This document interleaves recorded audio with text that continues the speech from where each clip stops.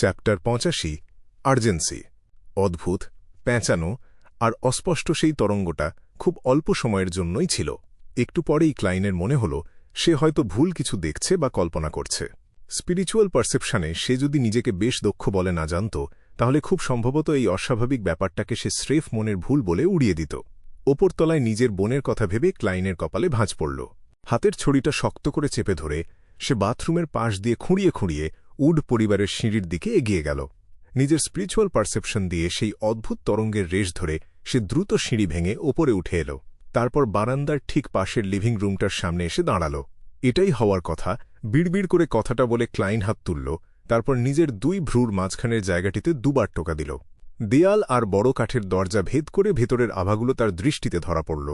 বেশিরভাগ রঙই ছিল একদম সাধারণ, আর সেগুলোর বাইরের দিকটা ছিল বেশ অস্পষ্ট। তবে এর মধ্যে একটা নির্দিষ্ট আভা ছিল একটু অন্যরকম। সেটার ওপরের দিকে একটা অশুভ গাঢ় সবুজ রং ঢেউ খেলছিল, যেটা খুব ধীরে ধীরে ভেতরের দিকে ক্ষয় করে ঢুকছিল। যেমনিটা ভেবেছিলাম কিছু একটা গড়বড় আছে। ক্লাইনের চেহারাটা আগের মতোই গম্ভীর হয়ে গেল। সে ডান হাত বাড়িয়ে তার বাঁ হাতের কবজিতে পেঁচানো রূপলি চেনটা খুলে নিল। রূপলি চেনটা সে তার বাঁ হাতে এমনভাবে ধরল যাতে সেটার মাথায় লাগানো পোখরাজ পাথরটা ঠিক তার চোখের সামনে ঝুলতে থাকে। পোখরাজ পাথরটার দোলা যখন থামল, তখন সে ওই গোলাকার আলোর দিকে তাকিয়ে মনে মনে মন্ত্র পড়ার মতো করে বলল, আমার সামনের এই ঘরটিতে সুপারন্যাচারাল কোনো কারণে বিপদ লুকিয়ে আছে। সাধারণত স্পিরিট ডাউজিং কেবল নিজের সাথে সম্পর্কিত কোনো কিছু অথবা আশেপাশের খুব ছোট কোনো এলাকার নির্দিষ্ট পরিস্থিতির বিষয়ে জানার জন্যই কাজ করে। এই কারণে ক্লাইন তার মন্ত্রটাকে খুব নির্দিষ্ট করে সাজিয়েছিল, যাতে সেই বিপদ তাকেও প্রভাবিত করতে পারে, আর ওই ঘরটাও ঠিক তার সামনেই ছিল। আমার সামনের এই ঘরটিতে সুপারন্যাচারাল কোনো কারণে বিপদ লুকিয়ে আছে। টানা ৭ বার এই কথাটি আওড়ানোর পর ক্লাইনের চোখ দুটো বিস্ময়ে বড় বড় হয়ে গেল। সে দেখল পোখরাজ পাথরটা খুব দ্রুত ঘড়ির কাঁটার দিকে ঘুরতে শুরু করেছে। এটা ছিল একটা স্পষ্ট ইঙ্গিত। তার মানে আসলেই এই ঘরের ভেতরে সুপারন্যাচারাল কারণে তৈরি হওয়া কোনো বিপদ আছে, আর সেটা মোটেও ছোটখাটো কোনো বিপদ নয়। সেলেনা তো মিস্টিসিজম নিয়ে খুব আগ্রহী। সে কি কোনো রিচুয়াল বা আচার অনুষ্ঠান করতে গিয়ে মারাত্মক কোনো গণ্ডগোল পাকিয়ে ফেলেছে? এখন আমার কি করা উচিত? ক্লাইন চিন্তিত ভঙ্গিতে নিজের ভ্রু মালিশ করল। তারপর চেনটা আবার নিজের কবজিতে পেঁচিয়ে নিয়ে দরজায় টোকা দিল। ঠক ঠক ঠক। সে একটা নির্দিষ্ট ছন্দে ৩ বার দরজায় টোকা দিল, আর নিজের মুখে একটা বন্ধুসুলভ হাসির রেখা টেনে আনল। ক্যাঁচ শব্দ করে দরজাটা খুলে গেল। মেলিসা মোরেত্তি তার নতুন জামাটা পরে ক্লাইনের সামনে এসে দাঁড়াল। ক্লাইন, কোনো সমস্যা হয়েছে? মেয়েটি তার ভাইকে এখানে আশা করেনি, তাই সে এক মুহূর্তের জন্য বেশ অবাক হল। ক্লাইন হাসিমুখে উত্তর দিল, তার চেহারায় দুশ্চিন্তার বিন্দুমাত্র ছাপ নেই। আমি আসলে তোমাদের আনন্দ করার শব্দ শুনে একটু কৌতূহলী হয়ে এসেছিলাম। তোমাদের সবাইকে বিরক্ত করার জন্য আমি দুঃখিত। মেলিসা কিছুটা লজ্জিত হয়ে ক্ষমা চাওয়ার ভঙ্গিতে মাথা নিচু করল। সে বলল, আমরা ম্যাজিক মিরর ডিভিনেশন নিয়ে খেলছি। সেলেনা এই ব্যাপারে অনেক কিছু জানে, আর এটা খুব মজার। ম্যাজিক মিরর ডিভিনেশন বোন রে, তোমরা এর বদলে চার্লি চার্লি চ্যালেঞ্জ ১ বা উইজা বোর্ড ২ নিয়ে কেন খেলো না? ক্লাইন নিজের মাথা নাড়ল। তার একই সাথে একটু বিরক্তি আর মজাও লাগছিল। সে মেলিসার পেছন দিয়ে লিভিং রুমের ভেতরের দিকে তাকাল।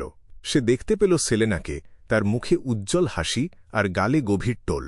তবে ক্লাইনের স্পিরিট ভিশনে দৃশ্যটা ছিল অন্যরকম। ওয়াইনলাল চুলের ওই মেয়েটি, যার হাতে একটা রূপলি প্রলেপ দেওয়া আয়না ধরা ছিল, তাকে ধীরে ধীরে গ্রাস করে নিচ্ছিল সেই অশুভ গাঢ় সবুজ রং। তার মাথার ভেতর যখন নানা চিন্তা ঘুরপাক খাচ্ছে, তখন ক্লাইন খুব সাবধানে শব্দ বেছে নিয়ে বলল, হে হে, আমি তোমাদের খেলায় ব্যাঘাত ঘটাব না। ঠিক মনে পড়েছে। এলিজাবেথ কোথায়? তার সাথে ফেইসাক গ্রামার নিয়ে আমার কথা হয়েছিল। সে বলেছিল যে আমাকে নাকি সে কিছু প্রশ্ন করতে চায়। এলিজাবেথ? মেলিসা তার ভাইকে ওপর থেকে নিচ পর্যন্ত একবার দেখে নিল। তারপর নিজের কথায় জোর দিয়ে একটু অদ্ভুত সুরে বলল, তার বয়স কিন্তু মাত্র ১৬। আরে, নিজের কল্পনাকে এত ডালপালা মেলতে দিও না। ক্লাইন সাথে সাথেই বুঝিয়ে বলল, এটা একদমই সাধারণ একটা একাডেমিক আলোচনা। এলিজাবেথ ইতিহাস আর প্রাচীন ভাষা নিয়ে খুব আগ্রহী। মেলিসা তার ভাইয়ের দিকে গভীর দৃষ্টিতে তাকিয়ে বলল, সে ভেতরেই আছে। আমি তাকে ডেকে দিচ্ছি। ঠিক আছে। ক্লাইন ১ পা পিছিয়ে দরজা থেকে একটু সরে দাঁড়াল। নিজের বোনকে ঘুরে ভেতরে যেতে দেখে সে স্বস্তির নিঃশ্বাস ফেলল। যদিও ব্যাপারটা খুব একটা স্বাভাবিক দেখায়নি, তবুও সে মনে মনে ঈশ্বরকে ধন্যবাদ দিল যে বিপদের মধ্যে থাকা মানুষটা অন্তত মেলিসা নয়। তাকে মাত্র ১০ সেকেন্ডের মতো অপেক্ষা করতে হল। এর মাঝেই এলিজাবেথ অবাক চোখে বাইরে বেরিয়ে এল। সে বেশ কৌতূহল নিয়ে জিজ্ঞেস করল, মিস্টার মোরেত্তি, ব্যাপার কি? আমি তো কখনো বলিনি যে আমি ইতিহাস আর প্রাচীন ভাষা নিয়ে আগ্রহী। ঠিক সেই মুহূর্তে ক্লাইনের অত্যন্ত গম্ভীর আর থমথমে চেহারা দেখে তার কথা মাঝপথেই থেমে গেল। এলিজাবেথের স্নায়ুগুলো টানটান হয়ে উঠল, সে যেন বুঝতে পারল যে কোনো একটা গণ্ডগোল হয়েছে।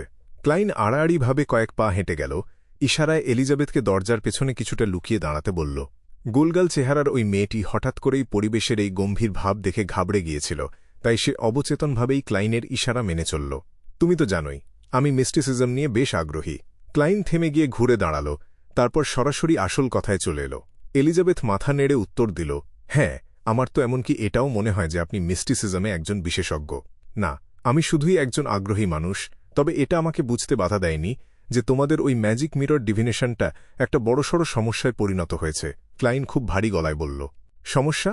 এলিজাবেথ প্রায় চিৎকার করেই বলে উঠেছিল, কিন্তু সাথে সাথেই সে তাড়াহুড়ো করে নিজের হাত তুলে মুখ চেপে ধরল।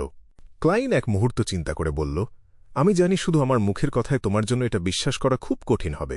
তুমি ঘরের ভেতর ফিরে যাও, আর সেলেনা যখন অন্যদিকে খেয়াল করবে তখন চুপি চুপি ওই আয়নাটার সামনের দিকটা একবার দেখে নিও, যেটা সেলেনা তোমাদের সবার কাছ থেকে লুকিয়ে রেখেছে। আপনি কি করে জানলেন যে সে আমাদের কাছ থেকে আয়নার সামনের দিকটা লুকিয়ে রেখেছে? এলিজাবেথ হুট করেই বলে ফেলল। নাইটহকদের তথ্য অনুযায়ী ৯০%-এরও বেশি সময় ম্যাজিক মিরর ডিভিনেশনের যেসব ঘটনায় কোনো অশুভ কিছু জড়িয়ে থাকে সেগুলোতে ঠিক এ ধরনের মিলই দেখা যায়। ক্লাইন একটু হেসে বলল, এটা সাধারণ জ্ঞান। সন্দেহ আর ভয়ে কাঁপতে থাকা এলিজাবেথ যখন ঘরের ভেতর ফিরে গেল, ক্লাইনের মুখের সেই শান্ত হাসিটা মুহূর্তেই মিলিয়ে গেল। তার চেহারাটা এবার বেশ চিন্তিত দেখাচ্ছিল। যদিও আমরা সবাই নর্থ বরোতে আছি, তবুও ফানিয়া স্ট্রিট থেকে জাউটল্যান্ড স্ট্রিটে পাবলিক ক্যারেজ করে যেতে অন্তত ১৫ মিনিট সময় লাগবে। যাতায়াতের পুরো পথটা পাড়ি দিয়ে ক্যাপ্টেন এখানে পৌঁছাতে পৌঁছাতে পরিস্থিতি হয়তো এমন খারাপ হয়ে যাবে যে তখন আর কোনো আশাই থাকবে না। বেনসন, মোরেটি আর মেলিসা যদি এখানে না থাকত, কিন্তু ওই লুকিয়ে থাকা আর অজানা অস্তিত্বগুলোর সাথে লড়াই করার ক্ষমতা তো আমার নেই। এটাকে আটকে রাখার কোনো উপায় কি আমার কাছে আছে? ঠিক তো, সেলেনা মিস্টিসিজম নিয়ে আগ্রহী। ওর ঘরে নিশ্চয়ই এক্সট্র্যাক্ট, এসেনশিয়াল অয়েল, লতাপাতা আর অন্য সব প্রয়োজনীয় জিনিসের কোনো অভাব নেই। ক্লাইন যখন কোনো একটা সমাধানের জন্য নিজের মাথায় প্রচণ্ড জোর দিচ্ছিল, ঠিক তখন এলিজাবেথ সেলেনার সাথে কিছু একটা নিয়ে আলোচনা করার অজুহাত দেখিয়ে তার ঠিক পাশেই গিয়ে বসল। তার উল্টো দিকে বসা একটি মেয়ে এক চুমুক রেড ওয়াইন খেল। সবার টিটকারি মারা দৃষ্টির সামনে লজ্জায় লাল হয়ে গেলেও সে সাহস সঞ্চয় করে জিজ্ঞেস করল, তুমি কি ডিভাইন করে আমাকে সাহায্য করতে পারো? কবে আমার একজন রোমান্টিক আর সুদর্শন জেন্টলম্যানের সাথে দেখা হবে? সেলেনা আয়নার পেছনের দিকটা ঘষতে ঘষতে হালকা করে দুবার কাশল, তারপর বলল, আয়না, আয়না, আমাকে বলো, ইয়োনিনার মনের সেই জেন্টলম্যান কবে দেখা দেবে? এই কথাটা ৩ বার আওড়ানোর পর সে আয়নাটা তুলে নিল এবং ঠিক নিজের চোখের সামনে ধরল। এই সুযোগটা কাজে লাগিয়ে এলিজাবেথ হঠাৎ করে নিজের শরীরটা একটু ঘুরিয়ে গলা বাড়িয়ে এক পলক দেখার চেষ্টা করল। তার ধারণা ছিল সে আয়নার ভেতরে সেলেনার মুখ এবং নিজের মুখের অর্ধেকটা দেখতে পাবে। তবে সে সেখানে কেবল সেলেনাকেই দেখতে পেল। ওই ছোট্ট আয়নাটার ভেতর শুধু সেলেনা ছিল, আর সেটা ছিল সেলেনার পুরো শরীর। আয়নাটার ভেতরটা ছিল একদম ঘুটঘুটে কালো, আর সেলেনা একটা হিমশীতল শূন্য দৃষ্টি নিয়ে ঠিক মাঝখানে দাঁড়িয়েছিল। এলিজাবেথের পুরো শরীর থরথর করে কাঁপতে শুরু করল। সে ছিটকে পেছনের দিকে সরে গেল আর সোফায় হেলান দিয়ে পড়ল। মুহূর্তের জন্য সে শ্বাস নিতেও ভুলে গেল। সে অবচেতনভাবেই কাঁপছিল। কোনো অজুহাত না দিয়েই সে সাথে সাথে উঠে দাঁড়াল এবং টলতে টলতে দরজার দিকে এগিয়ে গেল। উজ্জ্বল মুখে হাসতে থাকা সেলেনার দিকে পেছন ফিরে তাকানোর সাহসটুকুও তার হল না। ইয়োনিনার জেন্টলম্যান আজ থেকে ঠিক অর্ধেক বছর পর দ্বিতীয় সপ্তাহের রবিবারে দেখা দেবে। সবার খিলখিল হাসির মাঝেই এলিজাবেথ দরজা খুলে ঘরের বাইরে বেরিয়ে এল। সে দেখল টাক্সেডো আর হাফ টপ হ্যাট পরা ক্লাইন দেয়াল বাতির ছায়ার ভেতর দাঁড়িয়ে আছে। মিস্টার মোরেত্তি, আমি। ঘোরের মধ্যে সে তোতলে উঠল। ক্লাইন খুব শান্তভাবে হাসল। ভেতরের মেয়েদের আর লেডিদের বিরক্ত করো না। তার এই হাসি দেখে এলিজাবেথ অনেকটাই শান্ত হয়ে গেল। সে হাত বাড়িয়ে দরজাটা বন্ধ করে দিল আর খুব দ্রুত দেয়ালবাতির কাছে হেঁটে গেল। আমি দেখেছি। আমি আয়নার ভেতর শুধুই সেলেনাকে দেখেছি। ঠিক শয়তানের মতো দেখতে একটা সেলেনা, সে ভাঙা গলায় ফিসফিস করে বলল। তাহলে এটাই ব্যাপার। ক্লাইনের চেহারাটা আবারও গম্ভীর হয়ে গেল। সে ভারী গলায় জিজ্ঞেস করল, তুমি কি জানো সেলেনার শোবার ঘর কোনটা? তুমি কি জানো তার মিস্টিসিজমের জিনিসপত্র কোথায় থাকে? ওই তো ওখানে। মিস্টিসিজমের জিনিসপত্রগুলো ওই ঘরেই আছে। এলিজাবেথ কোনো দ্বিধা না করেই আড়াআড়িভাবে থাকা একটা ঘরের দিকে আঙুল তুলে দেখাল। ক্লাইন নিজের ছড়িটা ধরে হেঁটে গেল এবং তালা না দেওয়া কাঠের দরজাটা খুলে ফেলল। রাস্তার আলো আর লালচে চাঁদের আলোর মধ্যেই সে একটা ভাল্ব ঘুরিয়ে গ্যাসের বাতিটা জ্বালিয়ে নিল। হালকা হলুদ রঙের একটা আলো জ্বলে উঠল। সেই আলোতে সে পুরো ঘরটায় চোখ বুলিয়ে নিল আর দেখতে পেল এক্সট্র্যাক্টের বোতল, ফুলের নির্যাস, ভেষজ পাউডারের বাক্স, মোমবাতি আর বেশ কিছু তাবিজ। এই জিনিসগুলো টেবিলের ওপর রাখা ছিল অথবা একটা র্যাকের ভেতর খুব সুন্দর করে সাজানো ছিল। স্টিকার লেবেলের ওপর এগুলোর নামও লেখা ছিল। জিনিসগুলো সম্পর্কে নিশ্চিত হওয়ার পর ক্লাইন এলিজাবেথের দিকে ঘুরে তাকাল, যে কিনা তার পেছনে পেছনেই এই ঘরে ঢুকেছিল। সে জিজ্ঞেস করল, তুমি কি সেলেনাকে বাঁচাতে চাও? হ্যাঁ। এলিজাবেথ অবচেতনভাবেই মাথা নাড়ল। তারপর ঘোরের মধ্যেই জিজ্ঞেস করল, এটা কি খুব বিপজ্জনক হবে? হ্যাঁ, কিছুটা তো বটেই। সর্বোপরি আমি শুধুই মিস্টিসিজম নিয়ে একজন আগ্রহী মানুষ। ক্লাইন একদম সোজাসাপটাভাবেই উত্তর দিল। কিছুটা বিপজ্জনক। এলিজাবেথ কয়েক সেকেন্ডের জন্য নিজের ঠোঁট দুটো শক্ত করে চেপে ধরল। তারপর বলল, আপনার কি আমাকে কোনো দরকার পড়বে? ক্লাইন খুব উষ্ণ হাসি দিয়ে তাকে শান্ত করার চেষ্টা করে বলল, একদম ঘাবড়াবে ঘন। এখন তোমাকে শুধু ভান করতে হবে যে কিছুই হয়নি আর চুপচাপ ফিরে যেতে হবে। সেলেনার পাশে গিয়ে বসো। 5 মিনিট পর, মনে রেখো, ঠিক 5 মিনিট পর সেলেনাকে বলবে যে তোমার কাছে ওর জন্য একটা দারুণ চমক আছে আর ওকে আমার কাছে নিয়ে আসবে। দরজায় খুব আস্তে করে টোকা দেবে, একটা লম্বা টোকা আর 2টো ছোট টোকা। তারপরের ব্যাপারটা আমার ওপর ছেড়ে দাও। এলিজাবেথ চুপচাপ কিছুক্ষণ ভেবে বেশ গম্ভীরভাবে মাথা নাড়ল। ঠিক আছে। তাকে লিভিং রুমে ফিরে যেতে দেখে ক্লাইন তার পকেট ঘড়ির দিকে এক পলক তাকাল। সে সেলেনার শোবার ঘরের দরজাটা বন্ধ করে দিল এবং খুব দ্রুত ডেস্কের ওপরটা পরিষ্কার করে ফেলল। এরপর সে প্রয়োজনীয় জিনিসপত্রগুলো বেছে নিয়ে একটা চেয়ারের ওপর রাখল। ঠিক তার পরপরই সে হালকা সুগন্ধ ছড়ানো 2টো ম্লান মোমবাতি তুলে নিল।